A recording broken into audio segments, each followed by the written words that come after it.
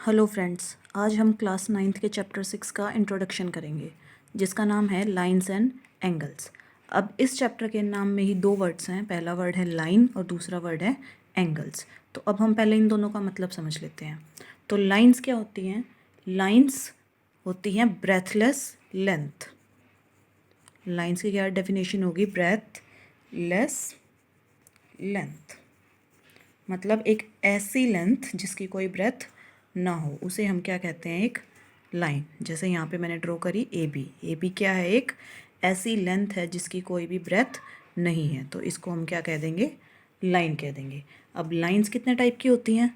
सबसे पहला टाइप होता है लाइन का इंटरसेक्टिंग लाइंस। Intersecting lines. अब इंटरसेक्टिंग लाइंस कैसी लाइंस होती हैं?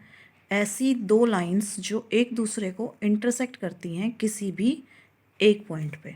जैसे ए बी एक लाइन है, ए बी लाइन ने सी डी लाइन को क्या किया? इंटरसेक्ट किया किसी एक पॉइंट पे और उस पॉइंट का नाम क्या रख दिया? ओ। तो ए बी और सी डी कैसी लाइंस होगी हमारे पास? Intersecting lines. अब हमारे पास सेकंड टाइप कौन सा होता है लाइंस का? Parallel lines. Parallel lines. अब पैरेलल लाइंस कैसी लाइंस होती हैं? ऐसी कोई भी दो लाइनें जिन दोनों के बीच का जो डिस्टेंस होता है वो हमेशा सेम रहता है। जैसे यहाँ पे मैंने लिख दिया सी डी एक लाइन है और पी क्यू एक लाइन है। इन दोनों के बीच का जो भी डिस्टेंस है वो हमेशा क्या रहेगा? इक्वल रहेगा। जैसे अगर ये वाला डिस्टेंस 5 सेंटीमीटर है तो ये वाला डिस्टेंस भी कितना होगा यहाँ से? 5 सेंटीमीटर। या हम इनको क्या बोल सकते हैं? ऐसी दो लाइनें जो साथ साथ चल रही हैं लेकिन आपस में कभी भी आगे जाके मीट नहीं करेंगी, तो वो कैसी लाइंस हो गई? Parallel lines. तो ये तो थी हमारी लाइंस। अब हम अपने चैप्टर का दूसरा वर्ड जिसका क्या नाम है? एंगल्स। अब एंगल्स के बारे में पढ़ते हैं। तो एंगल्स क्या होते हैं? एंगल्स क्या होते हैं? जब कोई भी दो लाइन किसी एक कॉमन पॉइंट से क्या होती हैं? डाइवर्ज होती हैं। When two lines diverge from a common single point। For example, जैसे मेरे पास ये एक पॉइंट है तो इस पॉइंट से कोई भी दो लाइंस क्या हो रही हैं? डाइवर्ज हो रही हैं। एक इधर चली गई और एक इधर चली गई, तो ये जो बना इसको हम क्या कह देते हैं? एंगल। अब एंगल्स भी हमारे पास बहुत तरीके के होते हैं। सबसे पहला टाइप होता है एंगल्स का, यहाँ देखते हैं, एक्यूट एंगल। Acute angle. अब एक्यूट एंगल कौन सा एंगल होता है? जो 0 डिग्री से क्या हो? ग्रेटर हो बट लेस हो 90 डिग्री से, तो वैसे एंगल को क्या कहा जाता है? Acute angle. For example, angle 30 degree का हो सकता है, 45 डिग्री का हो सकता है, 75 डिग्री का हो सकता है, और ऐसे ही बहुत सारे एंगल्स भी हो सकते हैं। तो ऐसे एंगल्स जो 0 डिग्री से बड़े हैं और 90 डिग्री से छोटे हैं उन्हें क्या कहा जाता है? Acute angle. अब जो दूसरा एंगल है वो कौन सा होता है हमारे पास? Right angle. Right angle. अब राइट एंगल कौन सा एंगल होता है? जो 90 डिग्री के इक्वल हो, इक्वल टू 90 डिग्री। तो ऐसे एंगल को क्या कहा जाता है? Right angle. अब हमारे पास थर्ड टाइप कौन सा होता है एंगल्स का? Obtuse angle. Obtuse angle. अब ऑब्ट्यूज एंगल कौन से होते हैं? जो 90 डिग्री से बड़े हों और 180 से छोटे हों। तो ये क्या लिख सकते हैं यहाँ पे? Greater than 90 degree but less than 180 degree. तो ये कौन से एंगल हो गए? Obtuse angle. अब एंगल का फोर्थ टाइप कौन सा टाइप होता है हमारे पास? Straight angle. Straight angle. अब स्ट्रेट एंगल कौन सा एंगल होता है? जो 180 के इक्वल हो, इक्वल टू 180 डिग्री। जैसे देखो, ये कॉमन पॉइंट है और इस कॉमन पॉइंट से एक लाइन तो इस साइड डाइवर्ज हो गई और एक लाइन इसके अपोजिट साइड डाइवर्ज हो गई, और जो बीच में इन्होंने एंगल फॉर्म किया वो कितने डिग्री का एंगल बनाया इन्होंने, 180 डिग्री। क्योंकि ये एक स्ट्रेट लाइन फॉर्म हुई है तो हम इस एंगल को क्या बोलते हैं, स्ट्रेट एंगल। अब इसके बाद हमारा एंगल का फिफ्थ टाइप कौन सा होता है, रिफ्लेक्स एंगल। रिफ्लेक्स एंगल, अब रिफ्लेक्स एंगल कौन से टाइप का होता है, जो 180 से बड़ा हो, 360 से छोटा हो। तो क्या लिखेंगे, greater than 180 degree but less then 360 degree.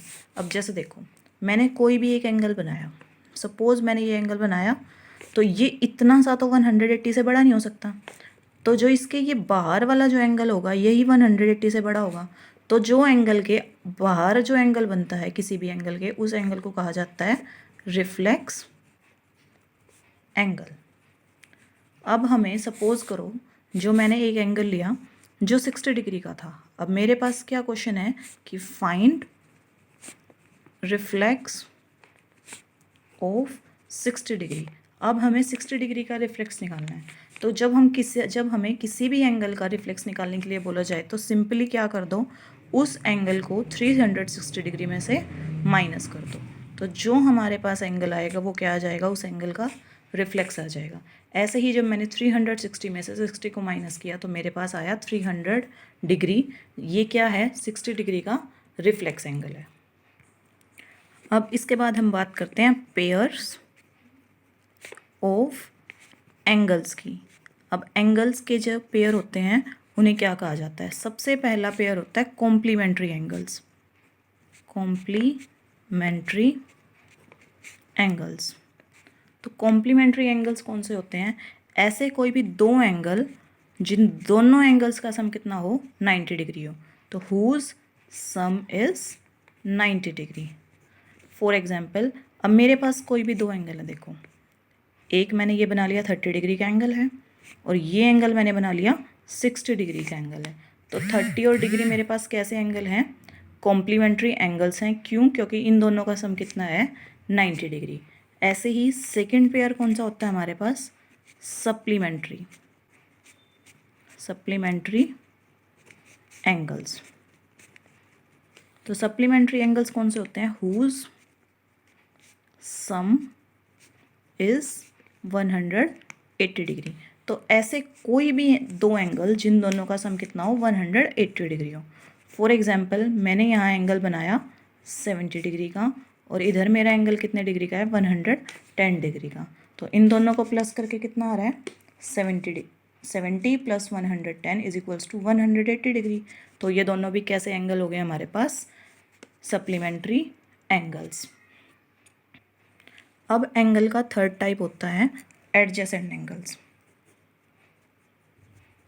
Adjacent angles, अब एडजेसेंट एंगल्स कौन से होते हैं, जिनको हम पड़ोसी एंगल्स भी कहते हैं। पड़ोसी एंगल्स मतलब ऐसे दो एंगल जो एक दूसरे के क्या हों, पड़ोसी हों। फॉर एग्जांपल, मैंने एंगल बनाया, ये मेरा एंगल है, सपोज़ ये x है और ये y है। तो ये x और y एक दूसरे के कैसे एंगल्स हैं, पड़ोसी हैं, एडजेसेंट है। एडजेसेंट क्यों है, क्योंकि ये बीच वाली जो रे है ये कॉमन रे है। कॉमन रे कैसे, जब हम x एंगल को रीड करते हैं तो ये इस एंगल में भी आएगी, जब हम y एंगल को रीड करते हैं तो ये y एंगल में भी आएगी। तो x और y कैसे एंगल हो गए यहाँ पे, एडजेसेंट एंगल्स। तो यहाँ लिख सकते हैं x and y are adjacent angles. अब इसके बाद आता है हमारे पास लीनियर पेयर। लीनियर पेयर, अब लीनियर पेयर के लिए हम बात करते हैं। सपोज़ मेरे पास एक स्ट्रेट लाइन है, स्ट्रेट लाइन के ऊपर मैंने कोई भी एंगल बनाए। मैंने एक एंगल बनाया x, ये एंगल बनाया y और ये एंगल बनाया z। तो इन तीनों एंगल्स का sum x plus Y plus z हमेशा 180 डिग्री होता है। कंडीशन क्या रहेगी, एक तो ये सारे के सारे एंगल एडजेसेंट एंगल्स होंगे, जैसे एक्स वाई एडजेसेंट है, वाई और जेड भी एडजेसेंट है। और दूसरी क्या कंडीशन होगी, ये लाइन के सेम साइड में फॉर्म होते हैं। तो इन तीनों एंगल्स का सम कितना होगा, 180 डिग्री, और इन्हें हम क्या कहेंगे, लीनियर पेयर। अब हमारे पास जो नेक्स्ट टाइप है वो कौन सा है, vertically opposite angles. Vertically opposite angles कैसे होते हैं, जब कोई भी दो लाइंस आपस में इंटरसेक्ट करती हैं तो वो एंगल फॉर्म करती हैं। जैसे एक एंगल इन्होंने यहाँ बनाया जिसका नाम मैंने दे दिया एंगल ए, एक एंगल यहाँ बना तो इसका नाम मैंने दे दिया बी, एक एंगल इन्होंने यहाँ फॉर्म किया जिसका नाम सी, और एक एंगल यहाँ फॉर्म किया जिसका नाम डी। तो वर्टिकली अपोजिट एंगल्स, जब कभी भी दो लाइनें आपस में इंटरसेक्ट करती हैं तो जो एंगल्स बनते हैं वो हमेशा इक्वल होते हैं, और उन्हीं एंगल्स को क्या बोला जाता है, वर्टिकली अपोजिट एंगल्स। अब वर्टिकली अपोजिट एंगल्स कौन से हो जाएंगे, एंगल ए हो जाएगा एंगल बी के इक्वल, और यहाँ से एंगल सी हो जाएगा एंगल डी के इक्वल। तब कभी भी जब दो लाइनें इंटरसेक्ट करती हैं तो vertically opposite angles always are equal. अब हमारे नेक्स्ट टाइप के कुछ एंगल्स हैं। सबसे पहला टाइप होता है कोरस्पॉन्डिंग एंगल्स, कोरस्पॉन्डिंग एंगल्स। दूसरा टाइप होता है अल्टरनेट इंटीरियर एंगल्स। तीसरा टाइप होता है हमारे पास अल्टरनेट एक्सटीरियर एंगल। और एक हमारे पास और टाइप होता है जिसे हम क्या कह देते हैं, को इंटीरियर एंगल्स। अब ये कौन कौन से टाइप होते हैं, इसको समझने के लिए हमें क्या किस चीज़ की ज़रूरत पड़ेगी। सपोज़ मैंने दो लाइंस ले ली, एक लाइन है एल और एक लाइन है एम। अब यहाँ क्या कंडीशन होगी कि एल और एम जो होंगी वो पैरेलल लाइंस होंगी। तो पहली कंडीशन क्या होगी, एल जो है वो एम के पैरेलल है। अब मैंने कोई एक थर्ड लाइन ली जो क्या कर रही है, इन दोनों पैरेलल लाइंस को कट कर रही है, मैंने उसका नाम दे दिया एन। तो एन को क्या बोलेंगे हम, एल और एम का ट्रांसवर्सल, और यहाँ लिखेंगे and N is the transversal. तो अब जो जो एंगल बने, सपोज एक एंगल ए यहाँ बन गया, बी इधर, सी डी, ये एंगल ई है, ये एंगल एफ है, ये एंगल जी है, और ये एंगल एच है। तो सबसे पहले हम बात करते हैं कोरस्पॉन्डिंग एंगल्स की। कोरस्पॉन्डिंग एंगल्स कौन से होते हैं, जो ट्रांसवर्सल के सेम साइड पे और सेम ही प्लेस पे बनते हैं। फॉर एग्जांपल यहाँ देखो, जैसे एंगल ए और एंगल ई दोनों क्या कर रहे हैं, ट्रांसवर्सल के सेम साइड पे फॉर्म हो रहे हैं, और दोनों का प्लेस भी कैसा है, सेम है। ये भी लाइन के ऊपर फॉर्म हो रहा है और ये वाला भी एम लाइन के ऊपर फॉर्म हो रहा है। तो कोरस्पॉन्डिंग एंगल्स हमेशा क्या होंगे, इक्वल होंगे। और ये इक्वल कब होंगे, जब दो लाइन्स आपस में हमें क्या की बनो, पैरेलल। तो हम यहाँ लिख सकते हैं एंगल ए है जो वो एंगल ई के इक्वल है। तो ऐसे हमारे पास और भी केसेस हैं, हम लिख सकते हैं एंगल डी जो है वो भी एंगल एफ के इक्वल होगा। कंडीशन क्या रहेगी उसकी भी, कोरस्पॉन्डिंग एंगल्स। तो यहाँ लिख सकते हैं angle D is equals to angle F. Same इसी इधर वाली साइड भी लिख सकते हैं, angle B is equals to angle H. तो यहाँ क्या लिखेंगे, angle B is equals to angle H, और क्या लिख सकते हैं, angle C is equals to angle G, angle G. तो ये चारों के चारों पेयर कौन से एंगल्स के हैं, कोरस्पॉन्डिंग एंगल्स के। अब हमारा दूसरा टाइप कौन सा है, अल्टरनेट इंटीरियर एंगल्स।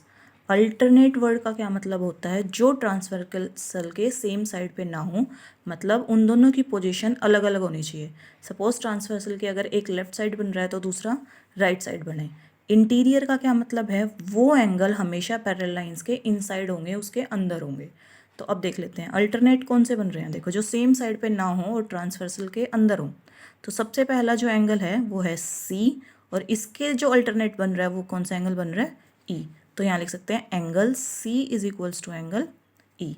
ऐसे ही सेम बन सकता है angle D is equals to angle H. तो ये बोथ कौन से एंगल हो गए, अल्टरनेट इंटीरियर एंगल्स। और ये इक्वल क्यों हैं, क्योंकि हमारे पास दोनों लाइंस कैसी हैं, पैरेलल्स। अब हम बात कर रहे हैं अल्टरनेट एक्सटीरियर एंगल की।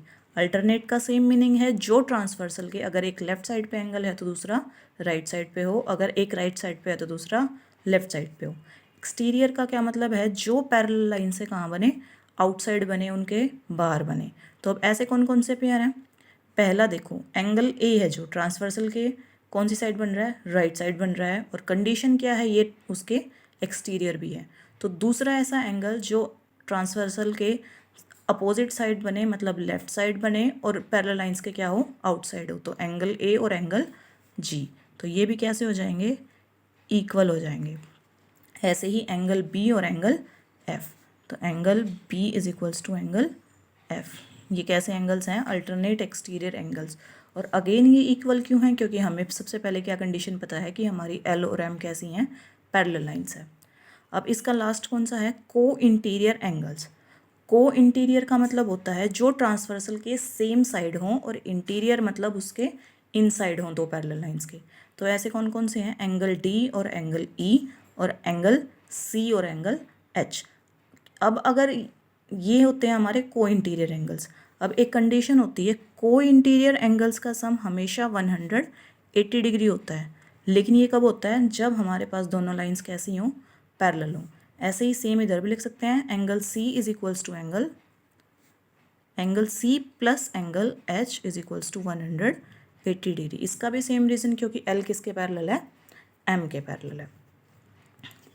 तो ये था हमारा चैप्टर 6 का इंट्रोडक्टरी पार्ट।